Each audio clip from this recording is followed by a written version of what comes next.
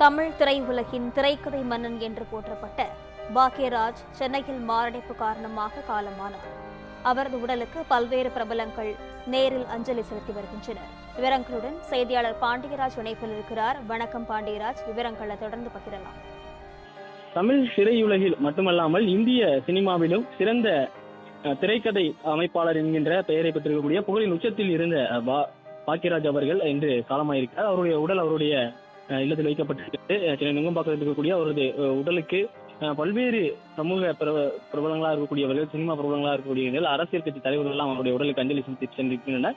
ஏராளமான பொதுமக்களும் பாக்யராஜ் அவருடைய உடலுக்கு அஞ்சலி செலுத்த செல்லக்கூடிய அந்த காட்சிகளை நாம் பார்த்து கொண்டிருக்கிறோம். தமிழ்நாடு முதலமைச்சர் விஜய் அவர்கள், எதிர்க்கட்சி தலைவர் உதயநிதி ஸ்டாலின் அவர்கள் உள்ளிட்டோரெல்லாம் பாக்யராஜ் அவர்களுடைய உடலுக்கு அஞ்சலி செலுத்தி சென்றார்கள். குறிப்பாக பாரதி ராஜா அவர்களுடைய முதல் சீசன் என்கின்ற ஒரு பெயரை பெற்றிருந்தார் பாக்யராஜ் அவர்கள்.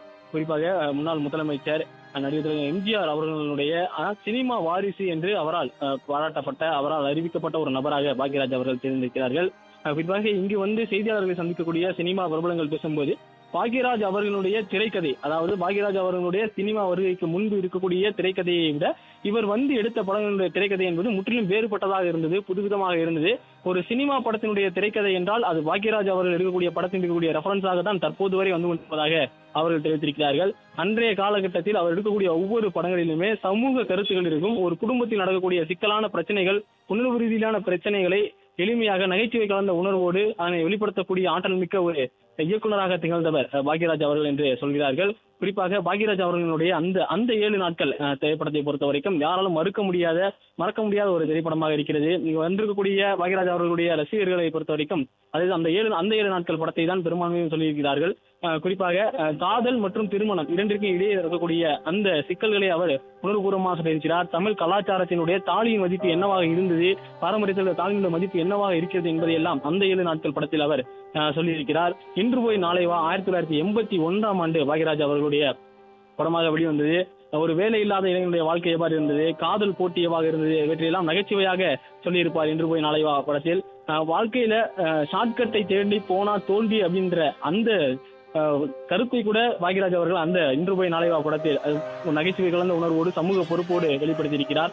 அன்றைய காலகட்டத்தில் பாக்யராஜ் அவர்கள் இயக்குநராக இருந்து, வசனகர்த்தாவாக இருந்து, திரைக்கதை ஆசிரியராக இருந்து, இயக்குநராக இருக்கக்கூடிய காலகட்டத்தில் அன்று தமிழ் சினிமாவில் கோல சேர்க்கக்கூடிய நடிகர்களாக இருந்தவர்கள் கமலஹாசன் மற்றும் ரஜினிகாந்த். இந்த இருவரும் நடிகர்களாக இருக்கக்கூடிய அதே காலகட்டத்தில் பாக்யராஜ் அவர்களும் நடிகராக தன்னை அறிமுகம் செய்து கொண்டார். ஒரு நடிகர் என்றால் அழகாக இருக்க வேண்டும், அவர் வசனங்கள் எல்லாம் பேச வேண்டும் என்கின்ற அதை எல்லாத்தையும் உடைத்து, அந்த இலக்கணத்தை எல்லாம் உடைத்து அவர் ஒரு சாதாரண ஒரு கதாபாத்திரமாக, ஒரு நடிகர் என்றால் சாதாரணமாக இருக்கக்கூடியவன் என்கின்ற வகையிலே ஒவ்வொரு குடும்பத்தில் இருக்கக்கூடிய ஒரு நபர் எப்படி இருப்பார், ஒரு வேலை இல்லாத இளைஞன் எப்படி இருப்பார், காதலில் போட்டி போடும்போது நண்பர்களுடனான ஒரு இளைஞனாக அவர் எப்படி இருப்பார், சமூகத்தால் ஏற்றுக்கொள்ளப்படாத ஒரு இளைஞன் சமூகத்தில் தனக்கான அங்கீகாரத்தை பெறுவதற்கான ஒரு இளைஞன் எவ்வாறு செயல்படுவார் என்பதை எல்லாமே பாக்யராஜ் அவருடைய கதாபாத்திரம் மூலம் விளக்கியிருக்கிறார்.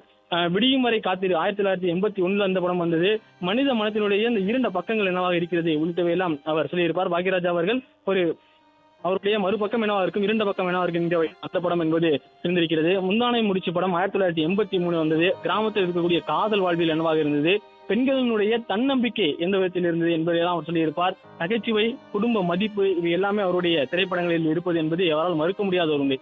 பாக்யராஜ் அவர்களை பொறுத்த வரைக்கும் அவர் இயக்குனர் மட்டும் என்று யாராலும் ஒரே ஒரு வட்டத்துக்குள் அடைக்க முடியாது. அவர் இயக்குநராக இருந்தார், வசனகர்த்தாவாக இருந்தார், நிறைய படங்களுக்கு வசனங்கள் எழுதியிருக்கிறார். திரைக்கதையில் அவர் ஒரு மாஸ்டர், திரைக்கதையில் அவர் ஒரு மிகச்சிறந்த வல்லுநர் என்கின்ற வகையில் தான் தற்போது வரை செய்தியாளர்கள் சந்திக்கக்கூடிய சினிமா பிரபலங்கள் சொல்லியிருக்கிறார்கள்.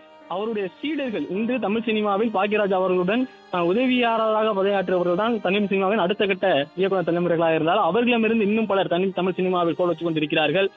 குறிப்பாக தமிழ் சினிமா மட்டுமல்லாமல் தென்னிந்திய சினிமாவிற்குள் மட்டும் அவருடைய கதை இல்லாமல் இந்திய அளவில் பாலிவுட் என்கின்ற அளவில் அவருடைய கதை சென்றடைந்திருக்கிறது. அமிதாப் பச்சன் அவர்களை வைத்து இயக்கிய படம் என்பது ஒரு வரலாற்று வெற்றியை பெற்றக்கூடிய படமாக இருக்கிறது. பிளே ஸ்டோர் மற்றும் ஆப் ஸ்டோரில் இருந்து பாலிமர் செயலியை QR கோடு மூலம் பதிவிறக்கம் செய்யுங்கள். செய்திகளை உடனுக்குடன் பெறுங்கள்.